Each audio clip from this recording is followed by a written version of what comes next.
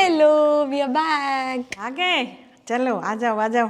तो कैसा रहा ट्रिप? बहुत अच्छा था, मतलब जितना सोचा था उससे भी ज़्यादा अच्छा हुआ। खाना तो एकदम अमेजिंग था वहाँ पे। मज़ा आया तो अच्छा हुआ, पर खर्चा कितना हुआ? अरे खर्चा मैं बताती हूँ आपको डिटेल में। पहले बैठ के चाय वाय पीते हैं थोड़ी।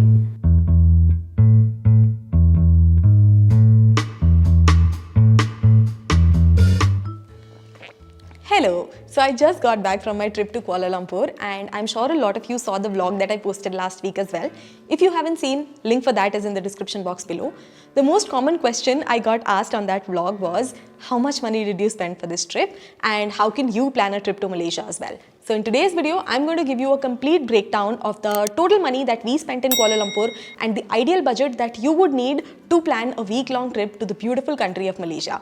So if you're excited, stick around, and quick little secret, this whole trip can happen under 50,000 rupees. Let's start. So let's start with the first thing you need to plan whenever you're taking an international vacation, which is the visa. Visa for Malaysia is actually very easy to get. They have an e-visa process for Indians, so that's super convenient. You can do it yourself or you could go through an agent. We went through an agent, it's called Akbar Travels. I have the link for them in the description box below. You have to pay 3,500 rupees per person to get this visa and it'll come to you in about a week's time. You could also apply for the fast track visa, but I don't recommend it because anyway 1 week is not that long. And in terms of the documents, you need super basic things. You just need your return flight tickets, hotel bookings, vaccination certificate, and yeah, that's pretty much it. And if there's anything else that I missed out on, I'll add the list of all the documents in the description also. Next up, flight tickets. Now, if you want to travel from India to Malaysia, the most obvious city where you would land is Kuala Lumpur because it's the capital city. So, from India to Kuala Lumpur, the good thing is we have direct flights from almost all metro cities and you will find international carriers as well as Indian carriers. So, that's always helpful to plan a budget trip. Now, on an average, the flight fare, if you book well in advance, which is let's say like a month in advance, you would find a round trip ticket for one person for 16,000 rupees, which is very cool because that's almost as inexpensive as taking a domestic trip in India. We planned our trip very last minute, so we had to spend a little extra. We ended up paying, I think, 38 to 40,000 rupees for 2 people round trip. So that was slightly on the higher side, but if you plan well in advance, you'll be able to manage very cheap flights, especially if you look for AirAsia or Indigo because they have very regular service from cities like Chennai, Mumbai, Bangalore, all of these places. Next, let's talk about some basic things you will need once you reach Kuala Lumpur. The first thing is a SIM card and the next is the currency. SIM card, you can actually just activate international roaming on your Indian card or you could get a SIM card from Kuala Lumpur itself.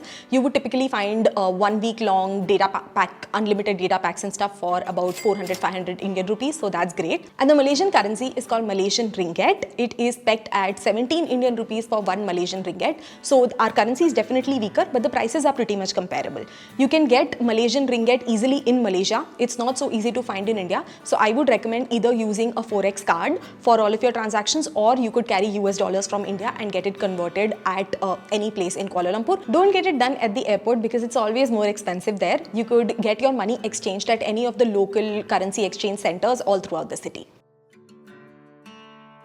Now let's talk about hotel accommodation. Now you obviously have to get it done before you even reach Kuala Lumpur because it's a requirement for the visa. At the immigration center, they would not ask for anything except your return flight tickets and your hotel accommodation. So you need to have print copy, hard copy of everything ready with you once you reach the immigration center. So for hotels, Kuala Lumpur has budget stay options throughout the city. What Paritosh and I chose to do was to stay at the city center. So there's an area called KLCC, which is sort of like the main area like downtown Kuala Lumpur, which has all the tourist attractions and everything that you'd want to do within the 2 to 3 kilometer range. So that was very convenient. We booked the Ibis hotel for a week and that costed us 31,000 rupees for the whole week. So if you break it down per person, it wasn't that much, but you will find even cheaper options in Kuala Lumpur. And the best thing is most of these hotel accommodations are actually very well maintained. The quality is great, just that the price is way cheaper than what you would find even in India. So if you keep a budget of 2,000 rupees per person per day, that's more than enough to get a high quality accommodation, very comfortable accommodation in the main area of Kuala Lumpur. And if you're looking for even cheaper options, there are ample hostels available throughout the city. You would get a hostel bed for anywhere between 300 to 500 rupees per night, and this would include breakfast as well, so that's great. Now let's talk about my favorite part of traveling to Southeast Asia, which is the food. Kuala Lumpur has amazing food to offer across all ranges. So you will find very budget friendly options and you will find high-end options both coexisting peacefully in the same city. So if you would like to try the local cuisine of Kuala Lumpur or Malaysia in general, then you would find some amazing budget options. With respect to food budget, you could keep 300 rupees per person per meal for your entire stay in Kuala Lumpur, and that should be more than enough. It would absolutely suffice for some amazing food that you can try from the streets as well as from some of the most popular restaurants that we have there. So in total, you could keep a budget of anywhere between 5,000 to 6,000 rupees for the whole 1 week trip per person for food. For us, because we are big time foodies and our major goal with travel is to try food, we did end up spending a little extra. But all of this extra spending came from just one restaurant that we visited, which is called Nobu. So our total food spend for our stay in Kuala Lumpur was 32,000 for 2 people.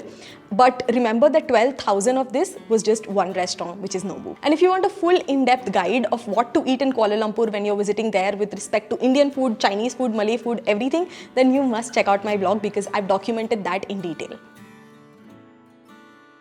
Now, if you plan to travel to a beautiful city like Kuala Lumpur, you may want to do a lot of sightseeing. The good thing is that most of Kuala Lumpur has free sites. So even if you want to see the Petronas Towers, there's a free park which has amazing views for it. You could go to their botanical gardens, jungles, and a lot of these tourist attractions are absolutely free to enter. So that's great. There are a couple of places though where you may want to buy the ticket. So if you want to go to the top of the Petronas Towers, which are the tallest twin towers in the world in KL, then you may have to pay some money for that just to go to the observation deck. Or if you want to go to Genting Highland, which is an hour outside of the city, it's sort of like an amusement park casino setup that they've created. It's absolutely beautiful. You must go there. So for that, again, you'll have to spend some extra money. So in total, I would say keep a budget of 5,000 rupees for your sightseeing tickets per person. That should be more than enough. It would suffice for everything you may want to do there. But if you don't want to go to the top of the towers and all of that, then you may end up saving a lot of money there. Paritosh and I didn't go to the top because it was looking amazing anyway. And the hotel we were staying had a rooftop pool and had the amazing views of the Petronas Towers and the whole city skyline. So we didn't feel the need to spend extra money just to go to the top of that tower. Next place where you may end up spending some money is your transportation within the city. Now, the good thing about Malaysia in general is that their public transport system is absolutely amazing. So you will find metro, you will find buses, and everything is very well connected, and it's almost as if the whole city can be reached through just their metro system, which is great. But on top of that, there is Grab app, which you can use if you want to take cabs specifically to go to certain destinations. Even if you want to go outside of the city for day trips to places like Genting Highland or Malacca, then you have public buses that go there, and these tickets are very inexpensive as well. So transportation is not going to be a very big spend for you. For Paritosh and I, in total, we ended up spending 8,000 rupees for all of our transport there, and we actually ended up taking cabs to most of the places because we just wanted to have that convenience a little bit. But if you take metros, you could easily manage your transport budget within 2,000 rupees per person.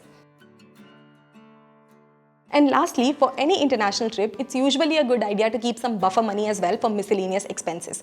Now for Paritosh and I, we do not enjoy shopping, so whenever we travel to international destinations, shopping is not on our list. But you may enjoy shopping in Kuala Lumpur a lot, so you should keep aside some money for that. Kuala Lumpur has amazing shopping destinations. There's a lot of street shopping places as well as some amazing brands where you could shop. So you could keep some money for that on the side. So miscellaneous budget of about 5,000 to 6,000 rupees per person is great, and I mean that should suffice for everything, but it would obviously depend on how much you want to shop and where you want to shop and all of that. For Paritosh and I, our miscellaneous expenditure for the whole trip was around 10,000 rupees. This mainly included grocery shopping that we did at the Japanese store because we wanted to get some Japanese ingredients to cook at home.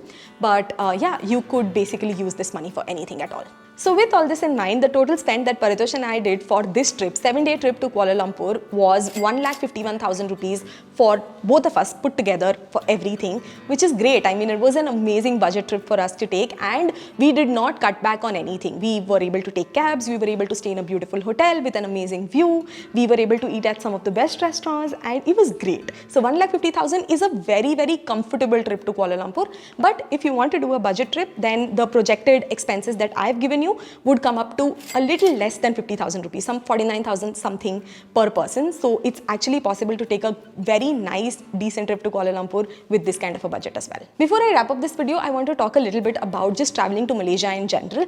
The important thing to know is that Paritosh and I only traveled to Kuala Lumpur and we did one day trip outside of Kuala Lumpur to Genting Highland, and that's it. But there is so much more to explore in that country. So if you want, you could go to Langkawi, which is sort of like the island part of Kuala Lumpur, has amazing beaches.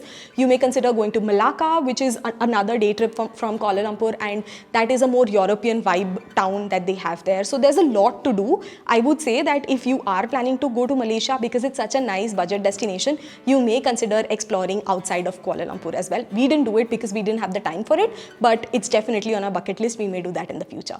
So yeah, with that, I wrap this video. I hope you found this helpful. Do let me know if you have any questions with respect to planning your trip to Kuala Lumpur, and I'll see you next time. Bye bye.